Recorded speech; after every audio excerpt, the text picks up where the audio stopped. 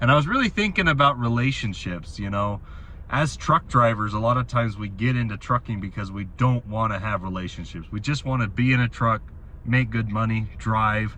Winter is here. It is cold this morning. I don't like it. I don't like it very much. I don't like it. Luckily, Ruby here.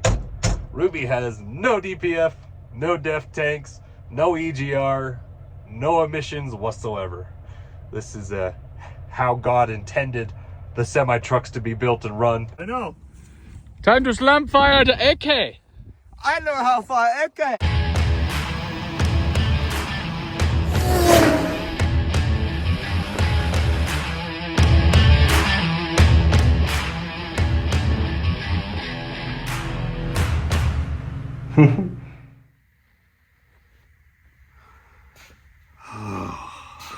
Oh, man.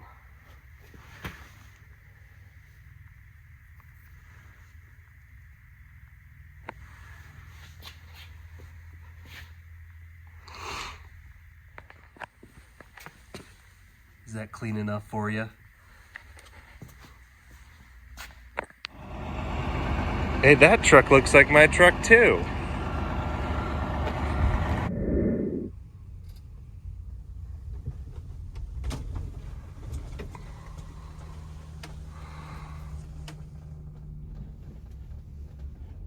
That's a nice looking red truck, if I do say so myself. That's a beautiful view of the mountains. What is up? I'm here at the mill. Gosh, what's the name of this place? I've been here so many freaking times, I can never remember what the name is. I was actually here yesterday delivering a load, and now I'm here picking up a load for my driver. He's coming from Logan, Utah. Gosh, man, everyone keeps freaking calling me. I just want to record a YouTube video, and everyone keeps calling me. That's what happens when you're dispatching 8 drivers and you're trying to drive yourself and then also have a YouTube channel. So we were cleaning out the DPF on that white truck. It was basically given the same signs. It was doing the burn-off indicator lamp on the truck. It kept showing the burn. The regen light, is that what it's called? It's the one that looks like a little fart cloud. Maybe I'll show it, but the regen button kept going off, and so that's a pretty good sign that the DPF is starting to get plugged. And I just don't mess around with that anymore. If the light doesn't go away after doing like one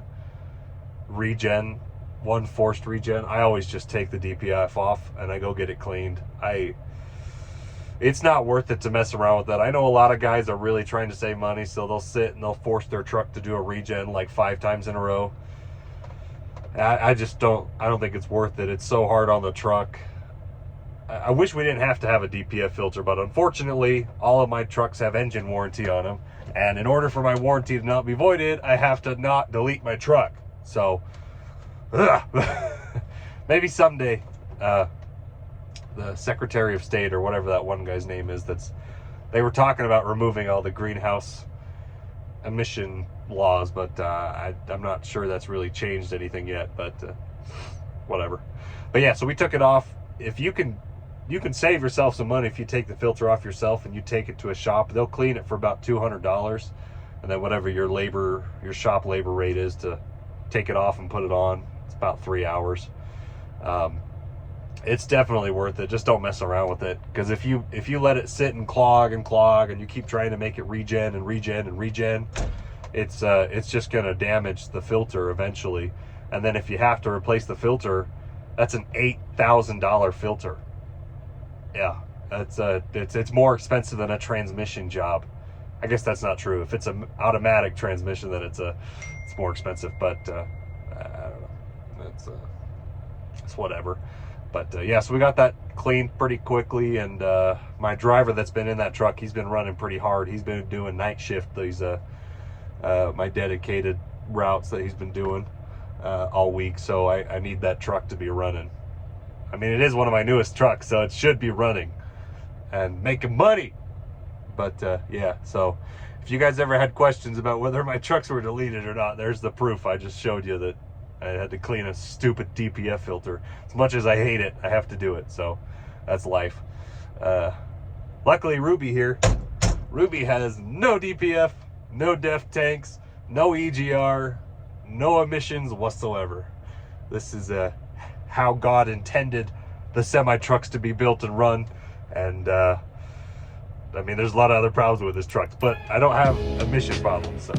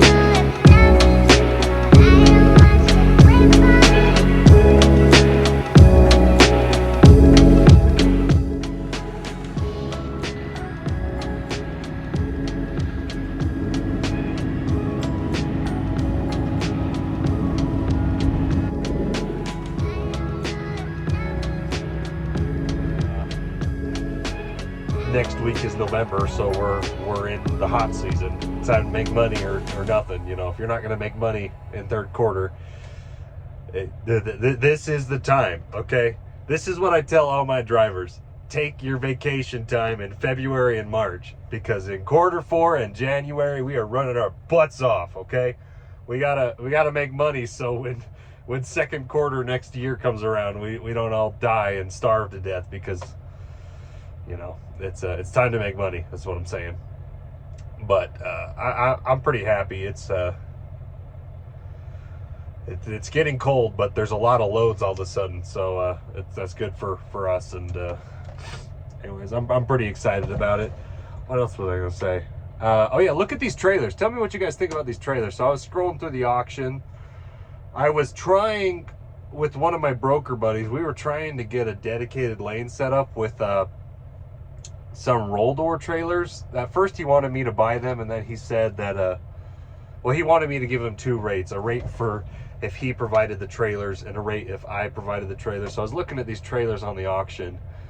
Anyways, they ended up going with a cheaper carrier. I lost the bid by like 150 bucks, but I think I was okay with that, because it was going to be a drop and hook lane, so it would have been a good lane, but it was a year round, and I'm thinking that next year rates are going to be a little bit higher, so I didn't really want to commit to anything lower than that. But you know, that's life. That's logistics. But I was looking at these trailers on the auction. They're basically brand new roll door trailers from Big Lots. I think Big Lots is going bankrupt. That may not be true. Don't quote me on that. But the two stores here in northern Utah are closed now, and I think the one in Salt Lake is closing too. I know they were a pretty big thing out east when I lived in Ohio. I loved going to Big Lots. That was like my favorite place to go. But they're basically brand new trailers, brand new or barely used is what the description said. They're 2024s. Those tires look brand new that are on them, and the inside doesn't look like there's any scuffing, so I don't think that they've ever been used. But they are roll door. So my thought was, and you guys comment down below if you know if this would be possible or not, but I'm trying to figure out if it's possible to convert a roll door trailer to a swing door trailer. Because if you know anything about spot market, if you're hauling for brokers, most brokers do not want you to have a roll door trailer. For general spot loads, they always say you need a swing door trailer, because a lot of places will refuse to load roll doors unless they're specifically set up to do that. You know what I mean? And they do that because sometimes the forklifts are taller, and if they hit the door, they don't want to be liable for hitting the door with their forklift. So, but I'm thinking these trailers sold for between 12 and 15. They got more coming in 2 weeks, so I can try again to bid. I bid 10,000 on all of them, and I was thinking, well, if I get them for 10,000, I'm okay converting them and dropping another $7,000 on them to fix them and make them swing doors, because they're brand new trailers, basically. So let me know what you guys think, if that would be something that would be worth our time. They're 53-foot trailers, sliding axles, basically brand new. The only downside is they've got roll doors, so they are a little bit cheaper than a swing door would be. I didn't win any of those, but they still have more coming up on the next round of the auctions. But yeah, $12,000. That was what the cheapest one sold for, and the most expensive was 15. So even 15, that's not bad for a brand new trailer. And then of course I saw this truck here too. If anyone's Christmas shopping for me, I'd love I'd love a W99. That's a lot of people are hating the next gen of the long hood trucks, the 589 and the W99s. I actually like them. Oh, somebody's calling.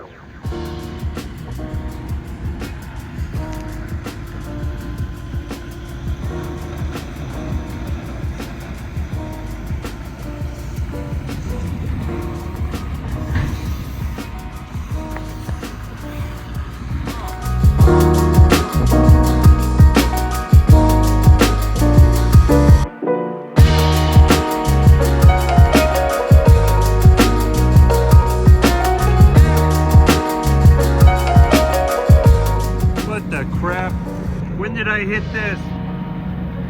What the heck? Look how nice and straight this one, and this one's a little bit fruity. I think I hit it right here. I don't know what I hit. I hit something. Gosh, man. Now that just looks bad. Frick, man. Those are some nice tires. Look how far my finger goes in there. Brand new freaking tires. Woo! What is up, YouTube? Good morning. I did another night run last night, and we went to Wamsutter, Wyoming. It was a good little run, but it was freaking cold. I think it was like 5 degrees in Wyoming. It was freaking cold last night. Anyway, it's all good. I made it safe, but I'm feeling actually pretty good this morning, so I think I'm gonna go to the gym. I didn't have an energy drink last night, so I just bought one for Maverick. Actually, I bought 3 because you get the 3 for $6 or whatever. As I was driving last night, you know, I do a lot of thinking when I'm driving, and something that I've been thinking a lot about lately, as you know, a lot of truck drivers and carriers right now are talking about broker transparency, which I've already said before on my channel. I don't like the idea of broker transparency. I don't like forcing brokers to show us how much money they make from their contracts, because they have expenses too, just like we do. Should they force us to show them our maintenance records, how much we pay for our truck, how much we're paying our drivers? You know, it just, the the libertarian capitalist in me is just, you know, I don't like that, and I don't, and you know, my degree is in economics. I don't think that transparency really, I don't think that really helps anybody. At least in the long run, it doesn't help anybody. So, but I have been thinking a lot as I was driving. I watched this video of another truck driver who was calling a freight broker and screaming at them because the load they were on sucked, or the freight broker lied to them, or whatever the situation was. And it just, you know, it makes me think. I sit and think about things when I'm driving. Thinking about relationships, you know. As truck drivers, a lot of times we get into trucking because we don't want to have relationships. We just want to be in a truck, make good money, drive. And, you know, that's kind of the wrong mindset to have if you want to be a business owner. If you want to own a trucking company or be an owner-operator and own your own truck, you cannot survive without relationships. If you want to be a company driver and drive for somebody else, that's fine. You just have to be able to manage a relationship with your dispatcher. But if you want to be an owner-operator, or you want to have your own trucking company, you cannot live like that. Trucking is just like any other business. You have to have connections with people, your suppliers, your customers, and you have to be able to maintain those relationships. And I want to emphasize how important it is to not burn your bridges. You know, even if it's just a freight broker who you think you're never going to work with again, you did one load for them, you know, it's really important to maintain your reputation. And as I was thinking about this and watching this video of this guy who was just losing his shit at this freight broker on the phone, you know, it really makes me think. One of my biggest freight brokers that I currently haul for, I haven't really talked about them on the channel. I really don't talk about anybody on my channel, I don't think, but I distinctly remember the very first load I did for them like 2.5 years ago was a horrible load. They didn't lie to me necessarily, but the load was horrible. The load was delayed by about 24 hours at the pickup, so my driver sat for 24 hours. And then because of that, he was late to his delivery, so he had to sit for another like day and a half. Anyways, long story short, I didn't lose my crap at this driver. I was very calm, and after the load, I just told them, I was like, hey, I can't do this load for the same rate. I stuck to my word. My word is gold. We completed the load. They didn't pay us any detention. I still had to pay the driver detention to sit. Anyways, it was a bad situation, and I should have lost my mind at this broker, but I didn't. And I was just honest with them, and I said, hey, this load was really not a good load. If you want us to do this load again, where our rate is basically going to be double what it was this time. All the problems we had, I just don't think I can do this load ever again for you guys. And the broker was really receptive, and he's like, wow, that was, you know, understandable. And what do you know, 2 weeks later, he calls me up again. He says, hey, you're out of Utah, right? I've got this upcoming dedicated load that is basically a load that we're gonna do several times a week, maybe once a week, sometimes multiple trucks a week. But you know, are you interested in quoting me for this? And I was like, is it gonna be better than the last load? And he's like, I hope it is, but you know, if you want to quote me detention times and tonu prices. And anyways, long story short, we've been doing this load as a contract lane for 2 years now. And if I would have lost my shit and I would have yelled at the broker, you guys suck, he never would have called me back and said, hey, I got this load coming up. And they've been basically one of our biggest brokers that I haul for in the last 3 years. So, you know, it just goes to show that you really have to maintain yourself. You have to keep a level head, you know. Just be honest with the freight broker. You just tell them what the problem is, and tell them what your solution would be. And if you can maintain a calm attitude when talking to people, they're going to recognize that, because most truck drivers will flip out. They will yell, they will scream and cry. But if you can be, you know, just remove yourself emotionally from the situation and act like an adult and just say, this is the situation, how do we fix this? You know, the freight broker is going to look at you more favorably, and he's going to trust your quote for a future lane a lot more than somebody else. So anyways, that's what I've been thinking about. Just it's important to maintain your reputation. And so I'm gonna go to the gym really quick, and then I'm gonna go home and sleep. We'll see you guys in the next video.